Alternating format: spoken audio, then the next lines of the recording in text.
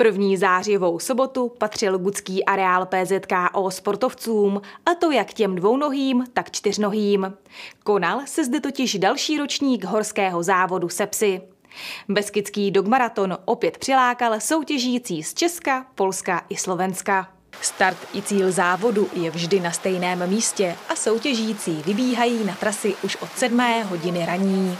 Letošnímu ročníku vůbec poprvé nepřálo počasí, ani déšť ale nesnížil počet startujících. Zájem byl plus minus podobný jako v minulých ročnících. Pohybujeme se kolem 250 závodníků každý rok. My to omezení máme na 300 kvůli kapacitě areálu a vzhledem i k nějaké kapacitě parkování a podobně. V tomto roce de facto žádné změny neproběhly, zůstali jsme u tras mini, short a mid. Největší zájem mezi běžci je o střední trasu, tedy short, která má 22 kilometrů. Naopak nejmenší účast je tradičně na té nejdelší 40-kilometrové trati mid. Nejkratší úsek mini má pak 6,5 kilometrů. Všichni závodníci se mohli na začátku zúčastnit brainstormingu, na kterém se dozvěděli, kudy jejich trasa vede a jaká má úskalí. V letošním ročníku se běží trasa short na Velký Javorový, což je po 3 letech, kdy závodníky posíláme přímo na prvních 4 kilometrech na Velký Javorový,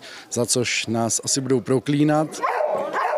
Potom zbíhají pod Javorový, stáčí se do Gutu ke Studánce a zpátky do cíle přes Gutské sedlo.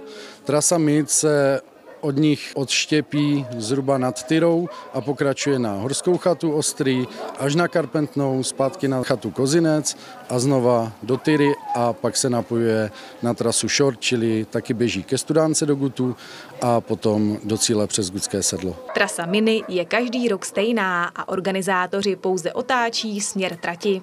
Závodilo se v kategoriích mužů, žen i dětí. Navíc v posledních letech je i kategorie pro běžce, kteří psa nemají, nebo by to jejich čtyřnohý parťák kvůli věku už nezvládl. Na start mohli závodníci vyrazit poté, co si převzali čip a jejich psi prošli veterinární kontrolou. Ta povinná výbava je plus minus podobná, to znamená pití pro sebe i pro psa, samozřejmě pes musí být vybaven postrojem, nějaká mini lékárnička, kterou máme popsanou na stránkách, jak by měla vypadat. Potom jsou tam botičky pro psa, pokud někdo běží bez psa, samozřejmě tohleto nemusí nosit sebou a nabitý mobilní telefon.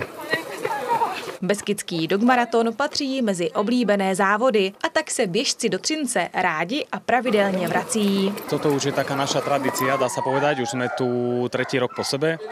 A to je to najideálnejšie, čo môže byť, čo sa týka spojenia človeka so psíkom. V horách pre nás ideálne prostredie.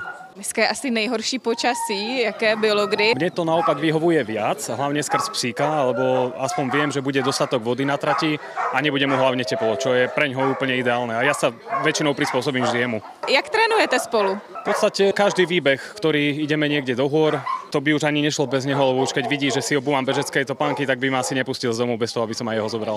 Môj psí parťák sa volá Manny, má 5 rokov a v podstate behá so mnou už 4. rok. Původně jsem se těšil, ale to počasí mě to trošku překazilo, takže se netěším už tak moc, mám z toho trošku strach, ale má přestat brzo pršet, takže to zvládneme. Z čeho konkrétně máte na trase strach? V tom promoknutí to není takový komfort a další, že to bude klouzat na sebězích. Pojďme si představit vašeho pejska. Můj pes se jmenuje Thor, má 9 let a letos už tady vlastně po 7. Jak se připravuješ na takový závod se svým pejskem? Počas týždňa chodím s ním behávať 6 kilometrov a cvičím s ním prostě tak, že chodím s ním běhat. Jaký on je během toho běhu? Tahá tě, nebo musíš tahat jeho? Na začátku neťahával, ale počas tréninku už začal ťahať, takže už je dobré. Hlavně do kopce mi to pomáhá, ale aj keď sa snažím vyšprintovať do cíle, tak pomáhá. Pojďme si představit tvého psího parťáka. Toto je Axel, teraz bude mať 2 roky a doma ho máme tak 3/4 roka. Je z útulku a je to kryženec belgického ovčiaka. A jakou má povahu? Dobrý, len niekedy šteká na psov a veľmi sa teší zbehať. Už od prvního ročníku si dali organizátoři za cíl pomáhat a každoročně jde část peněz na dobročinné účely. Chceme, ať to má nějaký přesah, ať to není jenom o tom, že se závodníci přihlásí, odběhnou si to a jdou domů. Takže snažíme se část startovného věnovat vždycky nějaké organizaci.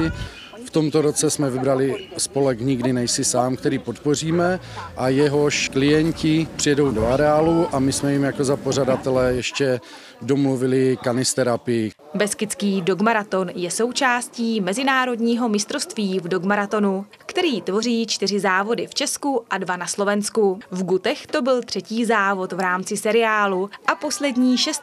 bude opět v Třinci, ale tentokrát to bude Beskydský Winter Dog Race. To je z tohoto vydání.